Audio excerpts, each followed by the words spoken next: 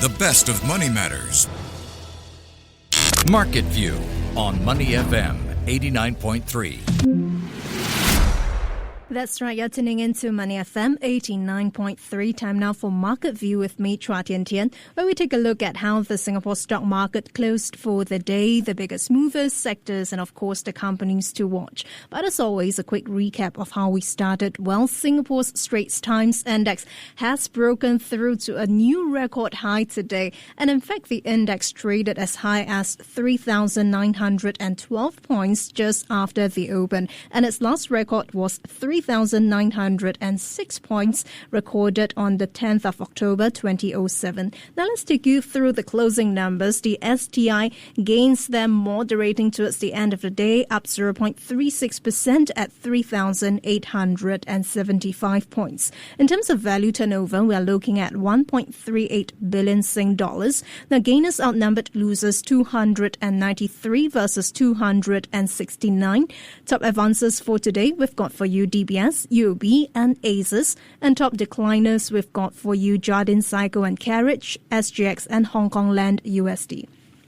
Now, in terms of counters to watch, we have DBS because the lender posted net profit for the fourth quarter that was 11% higher compared to the year-ago period at 2.52 billion Sing dollars, but it fell slightly short of expectations. Now, elsewhere from US President Donald Trump ramping up his trade war by announcing huge tariffs on steel and aluminium imports, to how Japan's current account surplus jumped to a record last year, we've got more international headlines in focus. And joining me on the line today is Willie Keng, founder of the Dividend Titan. Willie, welcome. Hello, Tian Tian. Thanks for having me on the show. Great to have you on board. And Willie, let's start with the Singapore stock market as usual. The STI broke through to a new record high today.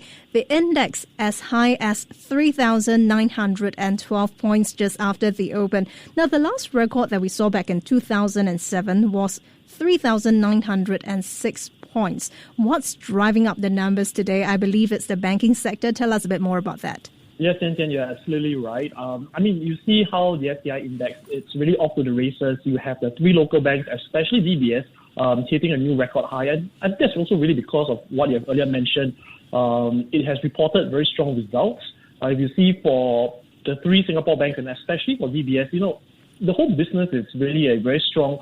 It functions a lot like a magnetic field, and it sucks up all the deposits in Singapore. So this results in having a very strong deposit franchise, and that sort of adds on to the stability of the business itself. And if you look at how the index movement is today, three of these local banks, they take up about at least half of the STI index market value. So this means that any uptick in the Singapore banks, especially for DBS, in their share prices would also contribute to the performance of the overall STI index. Of course, other than the Singapore banks itself, there are also some of the other peripheral blue chips which have also done not too bad. Number one is Singtel, after he has recently announced that from its asset monetization plans, it has sort of tried to hive-off some of its assets and subsidiaries. So that has actually contributed to the STI index performance. And if you see for STI, generally speaking, investors are pretty much income focused. So any good news or positive news in the long term, which results in better dividends or growing dividends, would contribute to the STI performance. And this is what we have been seeing over the last couple of months. I mean, it is not just Singtel. You have also CapitaLand Integrated Commercial Trust, which have also done pretty well as a result of better net property income from its contributions from its retail and offices. So some of these numbers, the blue chips and especially the banks, have been contributing to the index movements today. Now, zooming in on some of the companies to watch, Willie, we've got here DBS. Shares of DBS rose to a historic level as well, crossing above that 46 Sing dollar mark earlier. The lender posted net profit for fourth quarter that was 11% higher to the year-ago period at 2.52 billion Sing dollars, but I understand it fell short of expectations. Now, you talked about strong earnings. Granted, it's strong earnings, but looking ahead, what do you think is the outlook for DBS? What are the levels to watch for the counter? I think this is a pretty great question. I think this is something which is on everyone's mind at the moment. I have readers also asking me on my blog on the Singapore banks. And I think what's interesting for the three local banks, deposit franchise, the very strong deposit franchises for these Singapore banks is actually one thing. So that sort of keeps its share price stability, its business and share price performance pretty stable. But going forward, I think where we are looking at, if we look at how the trade wars are, if we look at how the interest rate outlook, where the Fed would potentially delay interest rate cut, I think a more important question, if you pry open the balance sheet, is looking at the growth. And for the three local banks, and especially for DBS, you see most of the growth which is coming is a lot from the wealth management business, so fee income-based business. And unlike the U.S. banks, the foreign banks in the U.S., where they're a lot more focused in investment banking and trading activities, our local banks tend to be more commercial, savings and loan kind of businesses. So wealth segment is actually one of the big growth here. And this is something we should want to pay attention to because if you see over the last couple of years, much of the story from China and Hong Kong, the world's second largest economy isn't doing very well. As a result, a lot of the money or the capital flow is coming down to Southeast Asia. And basically, Singapore banks are like a big capture, like a big fishing net and capturing all these assets. And this is actually contributing to the growth. Now, what are the levels which I want to be probably looking out for?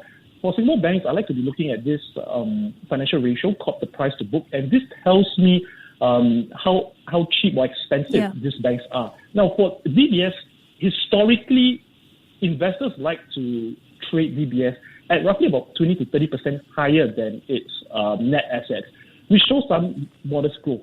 However, I think what's important to look at today, DBS is actually trading at about 60 to 70% higher than its historical book value or its net assets.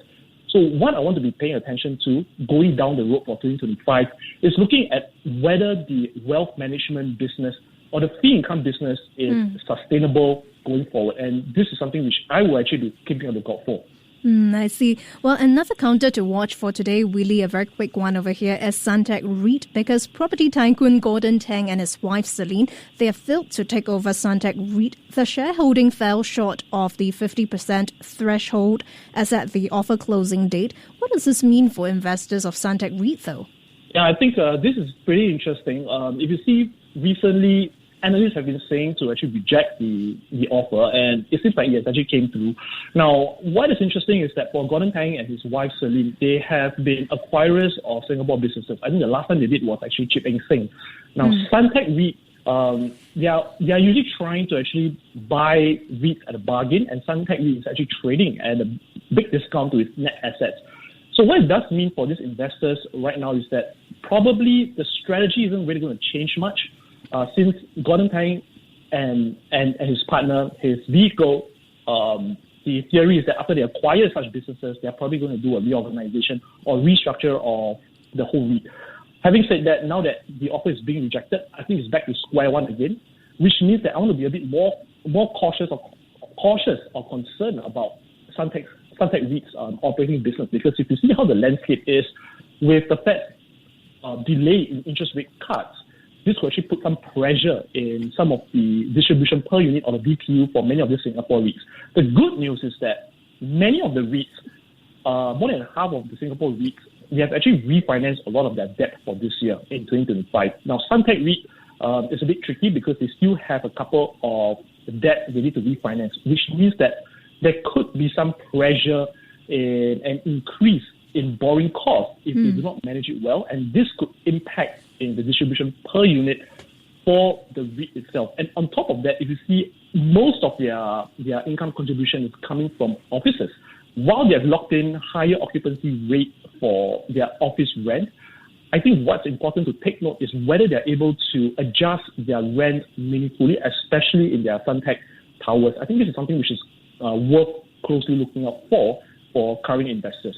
I see. Now, if you're just tuning in, we're now in conversation with Willie Keng, founder at the Dividend Titan. Well, Willie, across the region, equities mixed in Asia today after Donald Trump ramped up his trade war by announcing huge tariffs on steel and aluminium imports. Now, he also said he would announce reciprocal tariffs to match his government's levies to the rates charged by other countries on U.S. products.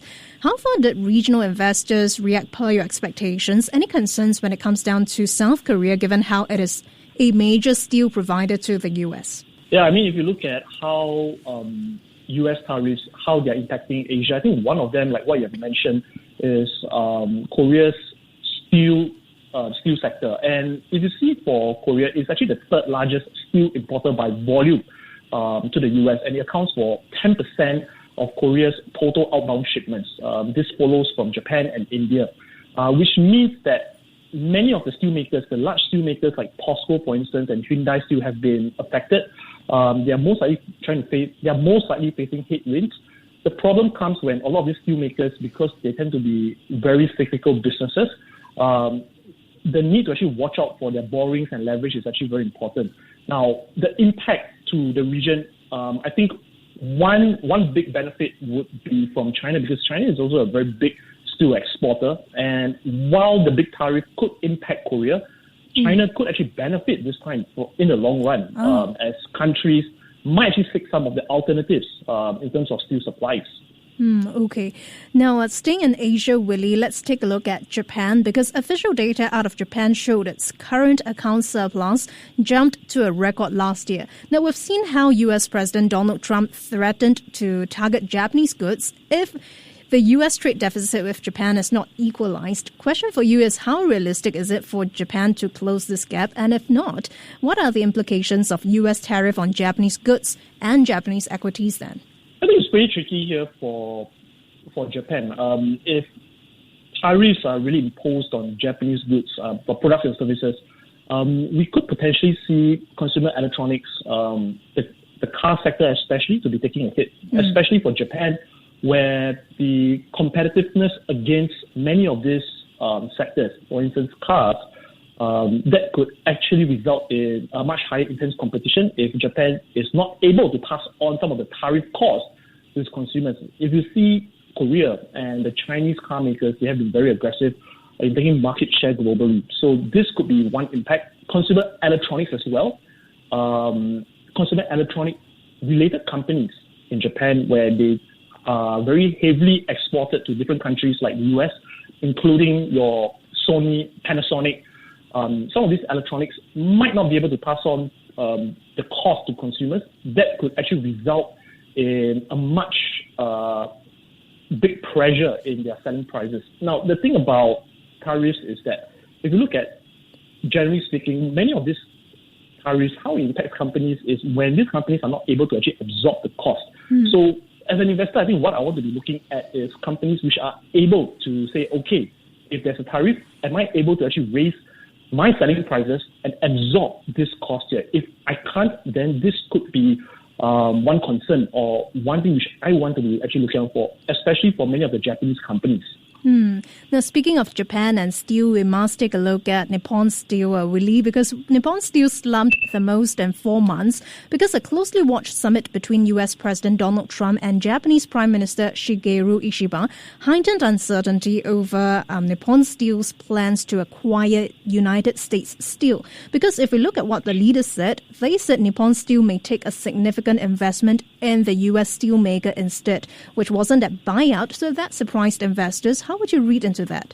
I think the Nippon Steel's recent drop sort of reflects market uncertainty after the unexpected announcement. And I guess the possibility of a big investment in the U.S. In U.S. Steel rather than an outright acquisition has sort of surprised investors here. So if you're looking at it from a strategic point of view, I think on one hand, this move sort of aligns with Trump's pro-America first policy. Now, on the other hand, I think if you look at it from the point of view from Nippon Steel, I think it's a lot about how Nippon Steel will balance this U.S. investment in U.S. Steel alongside with its existing operations. So I think it's a matter of whether, rather than a full outright acquisition, and a stake in an investment in U.S. Steel, we have to see whether if they're able to execute this well and whether they're able to create some of these new growth opportunities in the long term. But I think in the short term, there will be some market volatility, especially when it comes to some of these tariff-sensitive sectors, which could be affected by tariff news over the next couple of months. I see. Well, Willie, before we let you go, I've got about 2 minutes to go. We can take some time on this one. More corporate earnings out of the U.S. We've got consumer goods makers, including your Coca-Cola and the Kraft Heinz, reporting this week. But before that, we've got earnings out of McDonald's, burgers and French fries. What are you expecting? What clues can we get on the state of the U.S. economy, particularly when it comes down to consumer goods and fast food? Yeah, I mean, just first things first, if you see right now, more than one-third of the S&P 500 companies have reported their fourth quarter 2024 earnings. And many of them, they've actually exceeded revenue and profit expectations, which means that this could actually mean that the economy is actually doing pretty well. What we are looking out for, especially for consumer-related companies, especially if you're looking at retail, food, like McDonald's, we want to be looking at whether they're able to maintain profit margins and whether they're able to grow their profits as well. Now, coming to companies like McDonald's, for instance, I think one area which I'll be closely looking out for is their same-store sales, because previous quarter they have actually reported, McDonald's have reported a decline in their same-store sales because of their shift to some of their supplies, for example, their onions, and also their recent E. coli outbreak as well in its quarter pounder burgers. So I think that remains to be seen whether in the latest quarter results, whether some of these events might have actually impacted McDonald's earnings. But having said that, if you look at the outlook for the general U.S. economy, many of the companies like Coca-Cola, Kraft Heinz, they have reported pretty good numbers.